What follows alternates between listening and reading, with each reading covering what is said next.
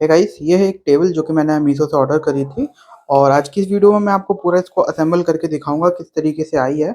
और ये इस छोटे से बॉक्स में आई थी। इसको पूरा ओपन करके पूरा सेटअप इसको किया है। कंपनी ने साथ में ये एक रिंच भी दिया है जो कि काम आएगा इसके नट को टाइट करने में। तो आज की इस वीडियो में मैं पूरे इस टेबल को असेंबल करके आपको दिखाऊंगा।